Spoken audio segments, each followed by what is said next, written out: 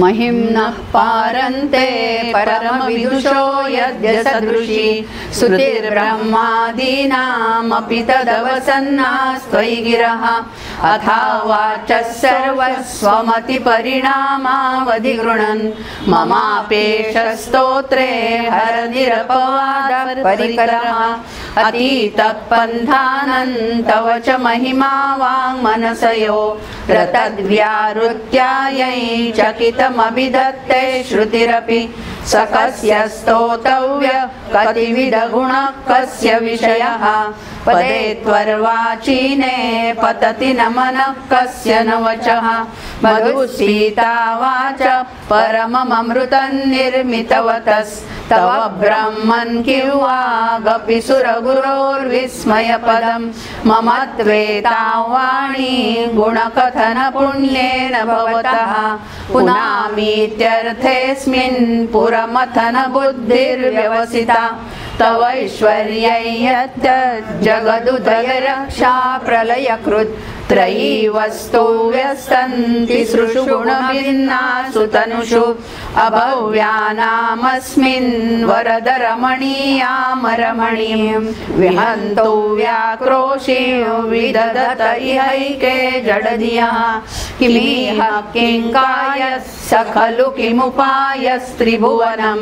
किमाधारो दाता सृजति किमुपादान इति च अतर्कैश्वर्ये त्वय्यनवसरदुस्थो हतधियः कुतर्को यौ कांश्चिन्मुखरयति मोहाय जगतः अजन्मानो लोका किमवयववन्तोऽपि जगताम् अधिष्ठातारं किं भवविधिरनादृत्य भवति अनीशो वा कुर्याद् भुवनजननेकः परिकरो यतो मन्दास्त्वां प्रत्यमरवरसौचेरतैमे त्रयी सांख्ययोगः पशुपतिमतौ वैष्णवमिति प्रभिन्ने प्रस्थाने परमिदमदपथ्यमिति च रुचीनां वैचित्र्याद्रजुकुटिलनानापथजुषां नृणामेको गम्यस्त्वमसि पयसामर्णवैव महोक्षखट्वाङ्गं परशुरजिनं भस्मफणिनः कपालं चेति यत् तव वरदतन्त्रोपकरणं सुरास्तान्तामृद्धिं ददति तु भवद्भ्रूप्रणिहितां यहि स्वात्मा रामौ विषयमृगतृष्णा भ्रमयति ध्रुवं कश्चित् सर्वौ सकलमपरस्त्वद्ध्रुवमिदं परो द्रव्याद्रव्ये जगति गदति व्यस्तविषये समस्तेऽप्येतस्मिन् पुरमथनतैर्विस्मित इव स्तुवैर्जिह्वे मित्वा न खलु ननु दृष्टा मुखरता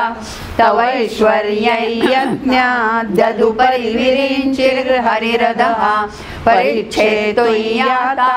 वनलमनलस्कन्धवपुषः ततो भक्तिश्रद्धा भरगुरुगृणध्यान् गिरिशयत् स्वयं तस्येताभ्यां तव किमनुवृत्तिर्न फलति अयत्नादापाद्यत् त्रिभुवनमवैरव्यतिकरं दशास्यो यद्बाहूनभृतरणकण्डूपरवशान् शिरःपद्मश्रेणीरचितचरणाम्भोरुहबले स्त्रियायास्त्वद्भक्ते श्रीपुरहरविस्फूर्जितमिदम् अमुष्य त्वत्सेवा समधिगतसारं भुजवनं बलात् कैलासेऽपि त्वदधिवसतो विक्रमयतः अलभ्या पातालेऽप्यलसचलिताङ्गुष्ठशिरसि प्रतिष्ठा त्वय्यासि ध्रुवमुपचितो मुह्यति खलः यदृद्दिवसूत्राम्णो वरद परमोच्चैरपि सतीम् अधश्चक्रे बाण परिजन विधेय त्रिभुवनः न तच्चित्रं तस्मिन् वरिवसितरि त्वच्चरणयोर्न कस्याप्युन्नत्यै भवति शिरसस्वय्यवनतिः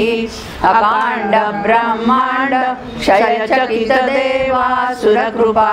विधेयस्यासीद्यस्त्रिनयनविशंसौ ऋतवतः सकल्माषकण्ठे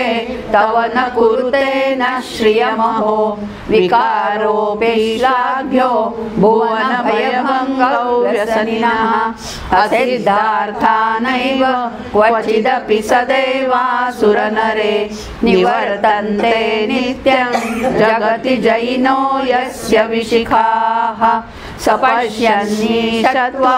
मितरसुरसाधारणमभूत् स्मरत्स्मर्तव्यात्मा न इव शिशुपथ्यः परिभवः महीपादाघाताद्व्रजति सहसा संशयपदं पदौ विष्णोर्भ्राम्यत् भुजपरिगरुग्णग्रहगणं मुहूर्द्यौर्जौत्संयात्यनिभृतजटा ताडिततटा जगद्रक्षायै त्वन्नटसि नमामैव विभूता वियद्व्यापीतारा गणगुणितफेनोद्गमरुचिः प्रवाहो वाराय पुरुषतलघुदृष्टशिरसिते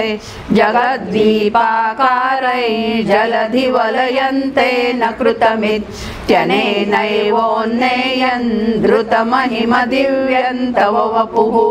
रथः क्षोणीयन्ता शतधुतिरगेन्द्रो धनुरथो रथाङ्गे चन्द्रार्को रथचरणपाणिश्चर इति दिदक्षोऽसेकोऽयं त्रिपुरतृणमाडम्बरविधिः विधेयै क्रीडन्त्यो न खलु परतन्त्रा प्रबुधियः हरिस्ते साहस्रं कमलबलिमादाय पदयोर्यदेको नेतस्मिन् निजमुदहरन्नेत्रकमलं गतो भक्त्युद्रेक परिणतिमसौ चक्रवपुषा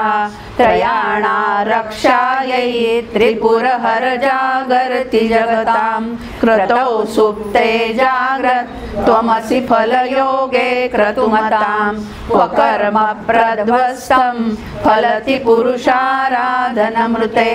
अतस्त्वां सम्प्रेक्ष्य क्रतुषु फलदान प्रतिभुवं श्रुतौ श्रद्धा बद्ध्वा दृढपरिकर कर्म सुजनः क्रियादक्षो दक्ष क्रतुपतिरधीशस्तनुभृतां ऋषीणामार्त्रिज्यौ शरणदसदस्याः सुरगणाः क्रतुभ्रेशस्त्वत्त क्रतुफलविधानव्यसनिनो ध्रुवं कर्तुश्रद्धा विधुरमभिचाराय हि मखाः प्रजानाथन्नाथ प्रसभमभिकंस्वान्दुहितरं गतौ रोहिद्भूता रिरमयिषु मृष्यस्य वपुषा धनुष्पाणेर्यातन् दिवमपि सपत्राकृतममुं त्रसन्तन्ते ज्यापित्यजति न मृगव्याधरभसः स्वलावण्याशंसा धृतधनुषमन्नाय तृणवत् पुरपृष्टं दृष्ट्वा पुरमथनपुष्पायुधमपि यदि श्रैणन् देवी यमनिरतदेहार्धघटनात् अवैदित्वा मद्धा बतवरदमुग्धा युवतयः श्मशानेष्वा क्रीडा स्मरहरपिशाचा सहचराश्चिताभस्मालेपस्रगपि नृकरोटी परिकरः अमङ्गल्यौ शीलं तव भवतु नामैवमखिलं तथापि स्मर्तॄणां वरद परममङ्गलमसि मनः प्रत्यक्चित्ते सविधमवधायातमरुतः प्ररुषद्रोमाण प्रमदसलिलोत्सङ्गितदृशः यदा लोक्याह्लादौ हृदयैव निमज्यामृतमये ददत्यन्तस्तत्त्वं किमपि यमिनस्त्वत् किल भवान् त्वमर्कस्त्वं सोमस्त्वमसि पवनस्त्वं हुतवहस्त्वमावस्त्वं व्योम त्वमुधरणिरात्मा त्वमिति च परिच्छिन्नामेवं त्वयि परिणता बिभ्रतु गिरं न विद्मस्तत्तत्त्वं वयमिह तु यत्त्वन्न भवसि त्रयीं तिस्रो वृत्तिस्त्रिभुवनमथो त्रीनपि सुरान् अकाराद्दैर्वर्णे स्त्रिभिरभिदधत्तीर्ण विकृति तुरीयन्ते धाम ध्वनिभिरवरुन्धानमणुभिः समस्तौ व्यस्तन्त्वां शरणदगृणान्त्योमिति पदम् बहवः सर्वो रुद्रस्पशुपतिरथोग्रस्तः महांस्तथा भीमेशाना विद्यदभिधानाष्टकमिदम् अमुष्मिन् प्रत्येकौ प्रविचरति देवश्रुति अपि प्रियायास्मै धाम्ने प्रविहितनमस्योऽस्मि भवते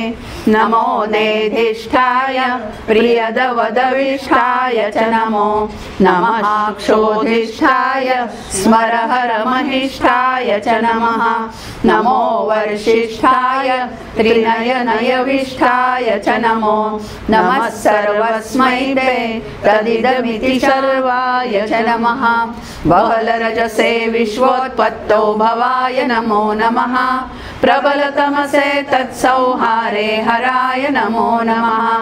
जनसुखकृते सत्त्वोद्रिक्तो मृडाय नमो नमः प्रमहसि पदे निःस्त्रैगुण्ये शिवाय नमो नमः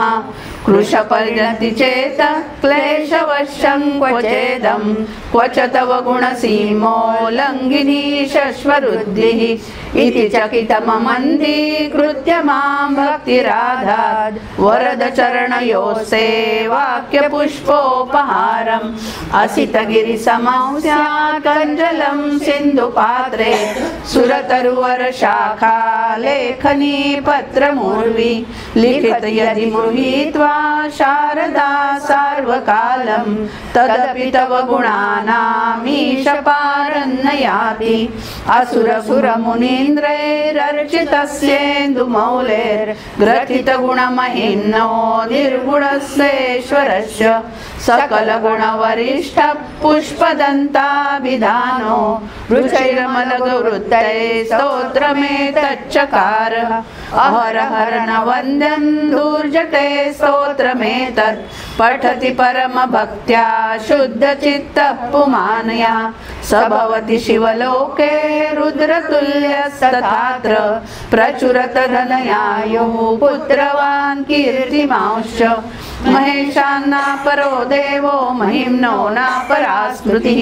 अघोरान्नापरो मन्त्रो नास्ति तत्त्वं परोपरं दीक्षादानन्दपस्तीर्थं ज्ञानं यागादिका क्रियाः महिम्नस्तव पाठस्य कला नार्हन्ति षोडशीं कुसुमदशननामा सर्वगन्धर्वराजः शशिधरवरमौलेर्देवदेवस्य दासः स गुरुनिजमहिम्नो भ्रष्ट एवास्य रोषात् स्तवदमिदमकार्षीत् दिव्यं महिम्नः सुरवरमुनिपूज्यं स्वर्गमोक्षैकहेतुं पठति यदि मनुष्यः प्राञ्जलिर्नान्यचेताः व्रजति शिवसमीपं किन्नरैः स्तूयमानः स्तवदमिदममोघं पुष्पदन्तः प्रणीतम् आसमाप्तमिदं स्तोत्रं पुण्यं गन्धर्वभाषितम् अनौपम्यं मनोहारी शिवमीश्वरवर्णनम् इत्येषा वाङ्मयी पूजा श्रीमच्छङ्करपादयोः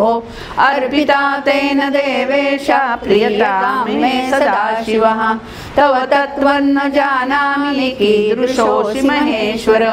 यादृशोऽसि महादेव तादृशाय नमो नमः एककालं द्विकालं वा त्रिकालं यं पठेन्नरः सर्वपापविनिर्मुक्तः शिवलोके महीयते श्रीपुष्पदन्तमुखपङ्कजनिर्गतेन स्तोत्रेण किल्बिषहरेण हरिप्रियेण कण्ठस्थितेन पठितेन समाहितेन सुप्रीणितो भवति भूतपतिर्महेशः इति श्रीपुष्पदन्तविरचितं श्रीशिवमहिम्नस्तोत्रं सम्पूर्णम्।